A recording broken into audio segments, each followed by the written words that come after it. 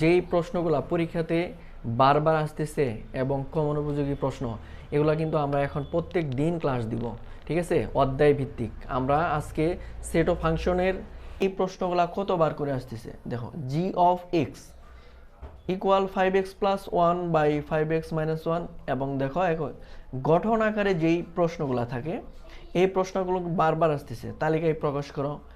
এবং দেখো এই যে পি অফ এ নির্ণয় করো, পি অফ এ এর উপাদান সংখ্যা 2 পাওয়ার n কে সমর্থন করে।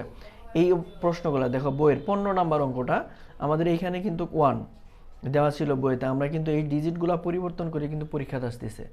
আমরা এই প্রশ্নগুলো কিভাবে সহজে আনসার করতে পারবো আমরা আজকে স্ক্রিনে দেখব। হ্যাঁ, প্রথমে আমরা ক নাম্বার প্রশ্নটা আনসার করব। ক নাম্বার প্রশ্নতে কি আছে সবাই একটু খেয়াল করি। জি অফের যেই প্রশ্নটা রয়েছে, উদ্দীপকটা রয়েছে ফাংশনের, তাহলে কিন্তু ওই মানটাই আমাদের তুলতে হবে প্রথম ক নাম্বার।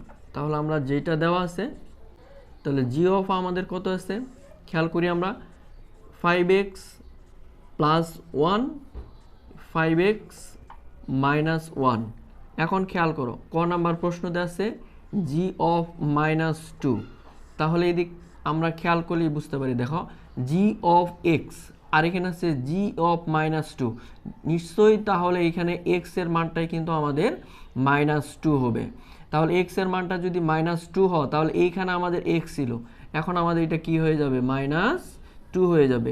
পাশাপাশি এখানে দেখো আমাদের একটা ডান পাশে কি আছে প্লাস 1, এইখানেও আমরা কি বসাবো এক্স এর জায়গায় মাইনাস 2 বসাবো, আর এখানে আছে মাইনাস, দেখো ব্রেকেট আসছে মানে কি ইনটু আকার আছে, তাহলে আমরা এখানে বলবো 5 ইনটু মাইনাস 2, মানে এখানে গুণন করতে হবে, তাহলে হবে মাইনাস 10। আর ডান পাশে আছে কত প্লাস 1, এইটাও কিন্তু একইভাবে হবে মাইনাস 10, আর এখানে আছে মাইনাস 1।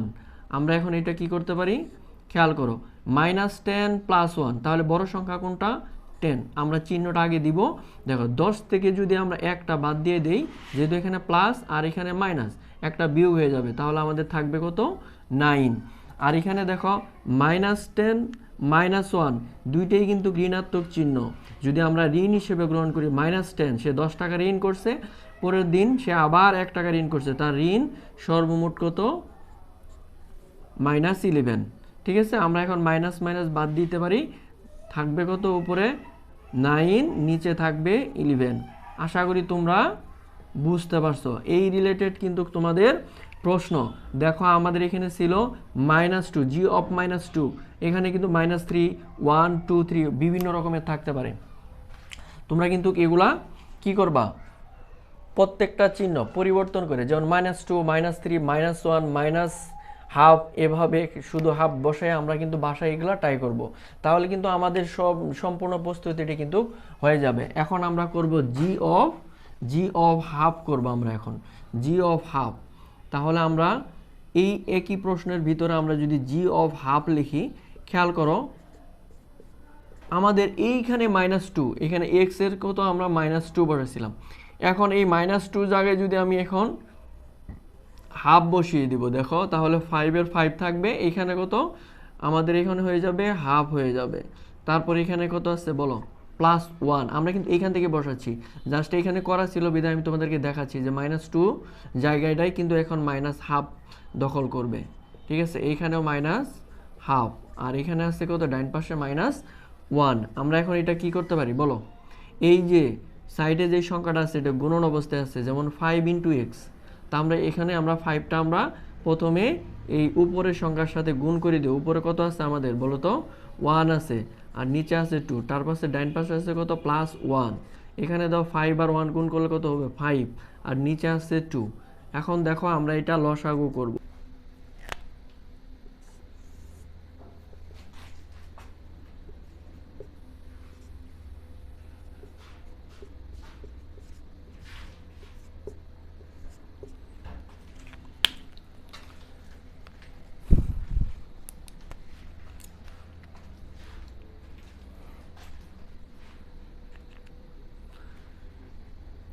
লসাগু 2, তাহলে এখানে থাকবে হলো 5, এখানে প্লাস, আর যেহেতু এটা লব তাহলে আমাদের কি করতে হবে 2 দিয়ে এখানে কি করতে হবে, নিচে যেহেতু আমাদের হরের মান নাই, ভাগ করা যাচ্ছে না, তাহলে আমরা 2 আর 1 গুণ করলে কত হবে 2। নিচেরটাও আমরা লসাগু করব, এখানে কিন্তু দেখো লেখা আছে লসাগু, তাহলে এখানে 2 লসাগু থেকে 2 আর 2 ভাগ করলে হবে 1, উপরে আছে কত 5 আর এখানে আছে 1, যেহেতু এটা লব তাহলে এই লসাগুর মান দিয়ে যদি আমরা এটা গুণ করি তাহলে কিন্তু এটা 2 হয়ে যাবে। দেখো আমাদের এখান থেকে কি মান আসতেছে, নিচে আসতেছে 2 আর এইটা যদি যোগ করি আমাদের আসবে 7, এখানেও নিচে আসবে 2, উপরে যদি আমরা বিয়োগ করি তাহলে আসবে কত 3। এখন এইখানে দেখো এই উপরের সংখ্যাটা আমরা কি লিখব, সামনে লিখব, উপরের সংখ্যাটা আমরা সামনে লিখব আর নিচে যেই সংখ্যাটা আছে এটা আমরা কি করব, নিচের সংখ্যাটা 2 চলে যাবে উপরে, 3 আসবে নিচে, তারপরে এখানে 2 কাটা দেওয়ার পর আমাদের থাকবে 7/3, এটা কিন্তু আমাদের আনসার। ঠিক আছে, আর এই ফর্মুলাগুলো কিন্তু তোমাদের জানার কথা। এই ফর্মুলাগুলো কেমনে করতে হয় বলো তো, যেমন আমাদের যদি এখানে আমি শর্টে দেখাই, দেখো একটা রাফ করি আমি, এখানে রাফ, উপরে দেখো এ বি, নিচে আমি দিলাম হলো সিডি, তাহলে দেখো উপরে যে ভাগের অংশটা এটা আমরা প্রথমে লিখব এ এবং বি, আর নিচের যে সিডি আছে তাহলে ডি চলে যাবে উপরে আর সি চলে আসবে নিচে। তাহলে এইখানে যদি আমরা গুণ করে দিই তখন কি হয়ে যায়, উপরে হবে এডি আর নিচে হবে বিসি। এইভাবে কিন্তু আমরা যখন ভাগের অংশ কয়টা দেখো উপরেও ভাগ আছে নিচেও ভাগ আছে, তখন আমরা উপরের অংশটা সামনে রাখবো আর এই যে নিচের মানটা উপরে চলে যাবে, উপরের মানটা নিচে চলে আসবে। আশা করি তোমরা বুঝতে পারছো। এটা স্ক্রিনশট দিয়ে নাও, আমরা কিন্তু এখন খ নাম্বার প্রশ্নের আনসার করব। ঠিক আছে, খ নাম্বার প্রশ্নটা কিন্তু খুবই গুরুত্বপূর্ণ আমাদের পরীক্ষার জন্য, কিন্তু এই পি অফ এ এর অঙ্কগুলো কিন্তু আমাদের প্রায় আসতেছে। তাহলে আমরা এখন খ নাম্বার প্রশ্নের আনসার করব।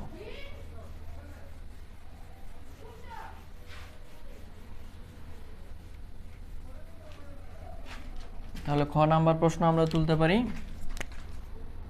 দেখো খ করতে গেলে কিন্তু আমাদের বলছে পি অফ এ নির্ণয় করতে হবে।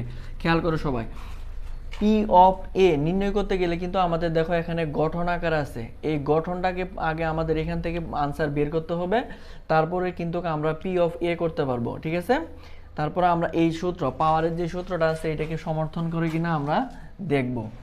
আচ্ছা, আমরা প্রথমে তাহলে এর মানকে আমরা বের করে নিব। এ of a set equal x belongs to n x square 5x plus 6 equal to 0। আমরা প্রথমে দেখো একটা মিডল ফ্যাক্টর আছে, এটাকে আমরা মিডল ফ্যাক্টর করব, x square minus 5x plus 6 equal to 0। আমরা জানি এইখানে কত আছে 5, এখানে 6 আছে, তাহলে এমন দুইটা সংখ্যা নেও যেন গুণ করে 6 হয় এবং যোগ অথবা বিয়োগ করে 5 হয়। দেখো আমি 3x মাইনাস যদি 2x নিই, দেখো 2 এবং 3 যদি আমরা এক জায়গায় করি তাহলে 5 হবে, আর 2 আর 3 যদি গুণন করি তাহলে আমাদের কি হয়ে যাবে 6 হয়ে যাবে।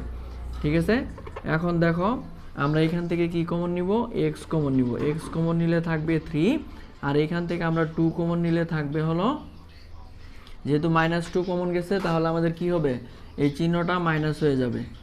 ঠিক আছে, আর 2 6 এর মধ্যে 3 বার ভাগ যায়।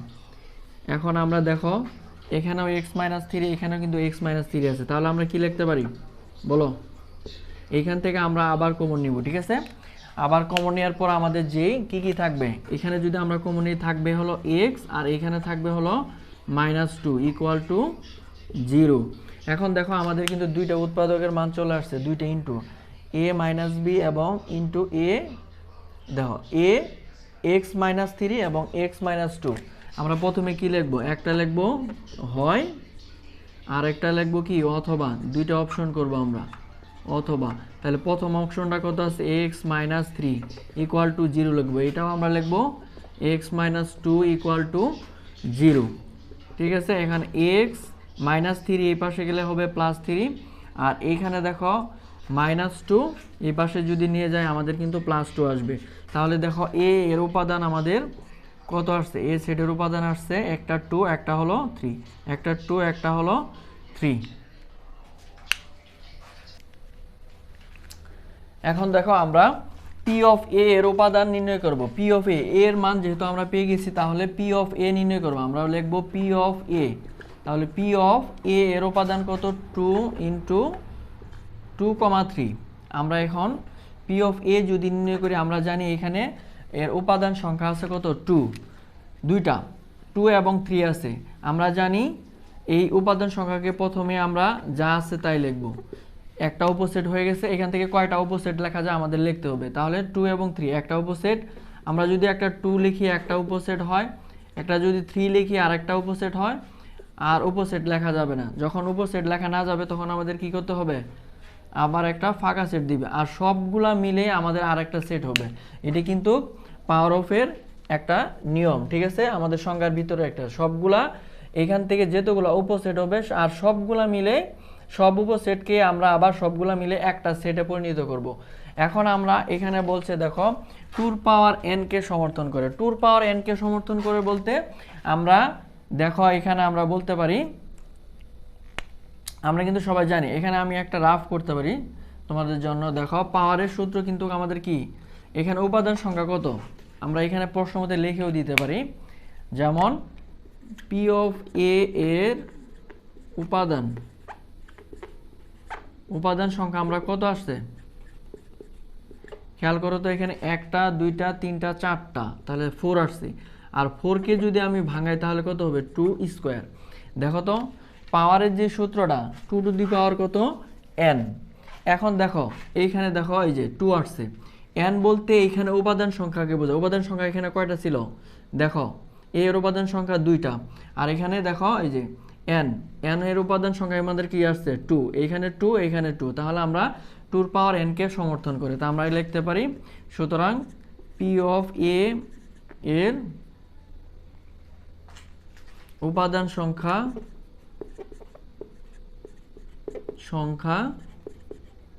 2 পাওয়ার n কে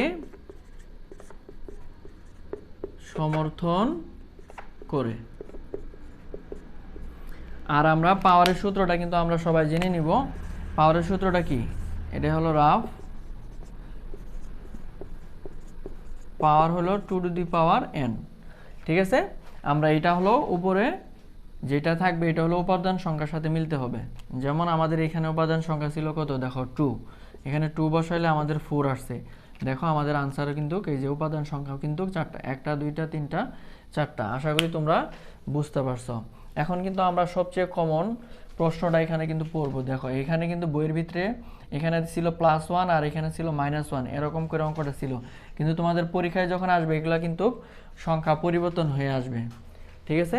আমরা এখন গ নাম্বার প্রশ্নটার আনসার করব।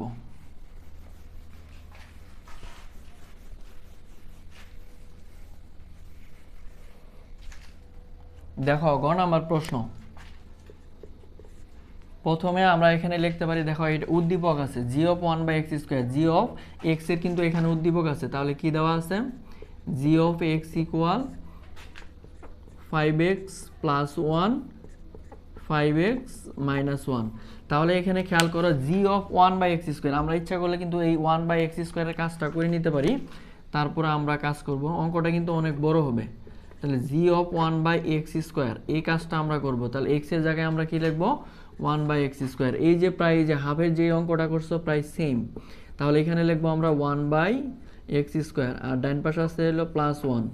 এখানেও দেখো x এর জায়গায় আমরা কি লিখবো? 1/x², আর ডান পাশে আছে কত? দেখো -1। আমরা এখানে কি করছিলাম আগের অঙ্ক দেখে খেয়াল করো তো, এখানে কিন্তু 5 কিন্তু উপরের সংখ্যার সাথে গুণ হয়ে যাবে, ঠিক আছে? 5 আর নিচে থাকবে x², ডান পাশে আছে +1, এখানেও 5 উপরে চলে যাবে আর এখানে থাকবে x², এখানে থাকবে -1। তারপরে কি করছিলাম খেয়াল আছে তোমাদের? এখানে কিন্তু লসাগু করতে হবে। লসাগু কত হবে? x² লসাগু হবে।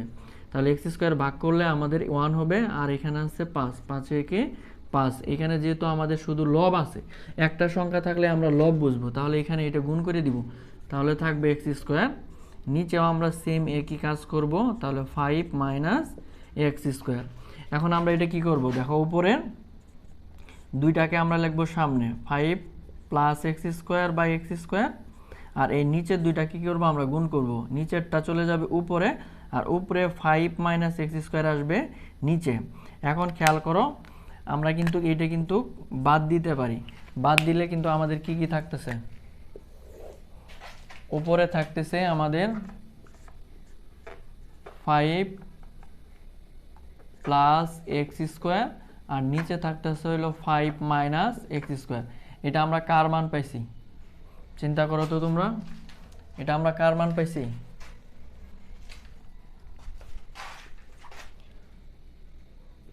জি অফ এক্স স্কোয়ারের মান এটা। তাহলে এখানে কি কি আছে, 5 প্লাস এক্স স্কোয়ার আর হলো 5 মাইনাস এক্স স্কোয়ার। এখন কিন্তু আমরা এই অঙ্কটা করতে পারবো। এখন খেয়াল করো, জি অফ এক্স স্কোয়ারের মান যেহেতু আছে, আমরা এখন এটা যদি করি তাহলে এই পুরা অংশটা এখন আমরা তুলতে পারি। তাহলে আমরা লিখবো এখন তাহলে এখন লেখার পর আমরা প্রশ্নটা তুলবো, মানে এখন আমরা অঙ্কটা করব। অঙ্কটা কত আছে, g of 1 by x square minus 3 g of 1 by x square plus 2।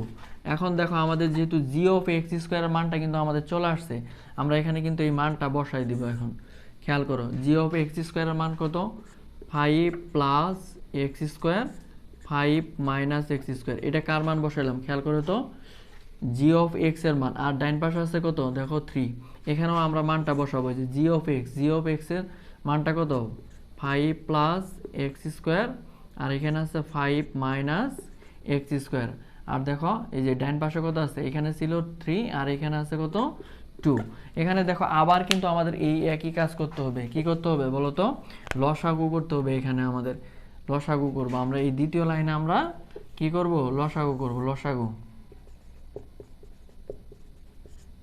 দ্বিতীয় লাইনে আমরা লসাগু করব। দেখো তাহলে এইখানে উপরে আমরা লসাগু করব কত, 5 মাইনাস এক্স স্কোয়ার লসাগু হবে। আর দেখো এটার যদি এটার সাথে ভাগ হয় তাহলে কিন্তু আমাদের উপরে থাকবে কত বলো, 5 প্লাস এক্স স্কোয়ার। আর এইখানে যে মাইনাস 3টা আছে অবশ্যই এটার সাথে কি হবে, গুণন হবে। তাহলে গুণন হলে আমরা কি করতে পারি, একবারে গুণন না করলে আমরা দ্বিতীয় লাইনে গুণন করতে পারি। তাহলে 3 দিয়ে যদি এখানে গুণ করি আমাদের কিন্তু দুইটা সংখ্যার সাথেই গুণন হবে। তাহলে আমরা এইভাবে লিখে রাখতে পারি। ঠিক আছে, গুণনটা আমরা পরে করব কারণ এখানে চিহ্ন পরিবর্তন আসে। আমরা নিচেরটা করব এখন। দেখো একইভাবে 5 মাইনাস এক্স স্কোয়ার, এটা যদি লসাগু হয় তাহলে এখানে এটা যদি ভাগ করি আমাদের 1 থাকবে, তাহলে উপরে থাকবে কত, 5 প্লাস এক্স স্কোয়ার, আর এখানে আছে কত প্লাস 2। তাহলে এখানে কি প্লাস 2টা অবশ্যই এখানে কার সাথে গুণন হবে বলো, এই 2টা কিন্তু এর সাথে গুণন হবে, যেহেতু একটু লব।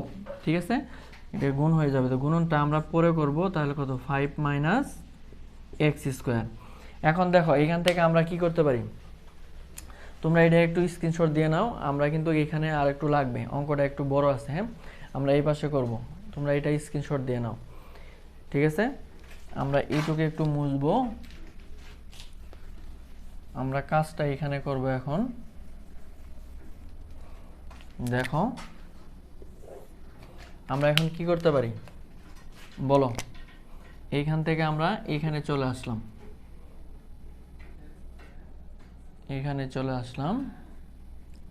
খেয়াল করো এই উপরে যে মানটা আছে এটা কিন্তু আমরা করতে পারি, সামনে লিখবো। আর এই নিচের মানটা আমরা কিন্তু উল্টাই দিব। ওই যে কিছুক্ষণ আগে কিন্তু আমি তোমাদের উদাহরণ দিছিলাম ABCD দিয়ে। তাহলে উপরের যে অপশনটা আছে আমি কিন্তু একদম একুরেট ভাবে সামনে লিখে দিব।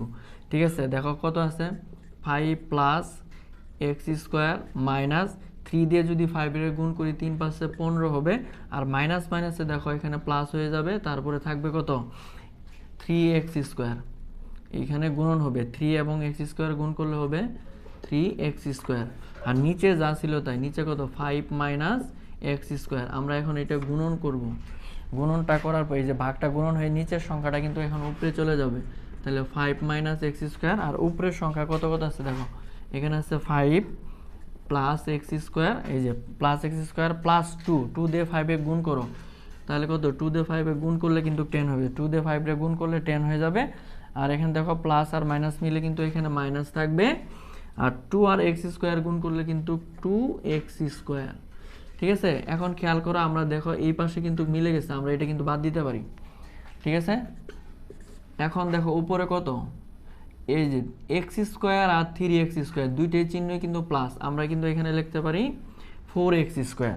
ঠিক আছে, দেখো এখানে 15, এখানে 5, এখানে বড় চিহ্ন হলো মাইনাস, তাহলে 15 থেকে 5 যদি চলে যায় আরও কিন্তু 10 থাকবে। ঠিক আছে, আর এইখানে দেখো কি করে যায়, এখানে 5 আর এখানে 10 দুইটাই কিন্তু প্লাস চিহ্ন, আমরা এখানে কিন্তু 15 লিখতে পারি। ঠিক আছে, 10 আর 5 15, আর এখানে দেখো -2x স্কোয়ার, এখানে হলো +x স্কোয়ার, তাহলে বড় সংখ্যার চিহ্নটা আগে লিখে দাও। তাহলে দুইটা এক্স স্কোয়ার থেকে একটা এক্স স্কোয়ার দিয়ে গেলে আমাদের আরও একটা এক্স স্কোয়ার থাকবে। এটি কিন্তু আমাদের আনসার। আশা করি তোমরা বুঝতে পারছো। ঠিক আছে, আমরা কিন্তু আজকে 3 নাম্বার সৃজনশীলটা আনসার করলাম। এর আগেও কিন্তু আমরা 2টা সৃজনশীল আনসার করছি, এগুলো কিন্তু খাতায় করানো আছে। ঠিক আছে, এখন থেকে তোমাদের বোর্ডে ক্লাস করানো হবে। আর আমরা প্রত্যেকটা আজকে কিন্তু দ্বিতীয় অধ্যায়ের প্রায় 3টা ক্লাস চলে গেল, আমরা প্রত্যেকটা অধ্যায়ের সৃজনশীল ক্লাসগুলো দিব, যেগুলা পরীক্ষায় আসার সম্ভাবনা প্রায় 99%। ঠিক আছে, তোমরা যদি A+ পেতে চাও তাহলে কিন্তু নিয়মিত ক্লাস তোমাদের করতে হবে। আর আমি কিন্তু নিয়মিত ক্লাস দিব, প্রত্যেক অধ্যায়ের সৃজনশীল ক্লাসগুলো দিব এবং জ্যামিতিগুলো একদম হাতে কলমে দেখাই দিব। ঠিক আছে, তোমরা চ্যানেলকে গিয়ে দেখো, আমার নামটা খেয়াল করে নাও, এটিকে ইউটিউবে কিন্তু সার্চ দিতে হবে, সার্চ দেওয়ার পর সাবস্ক্রাইব করো এবং শেয়ার করো, তোমাদের বন্ধুবান্ধবকে জানিয়ে দাও। আজকে কিন্তু এই পর্যন্তই, খুদা হাফেজ।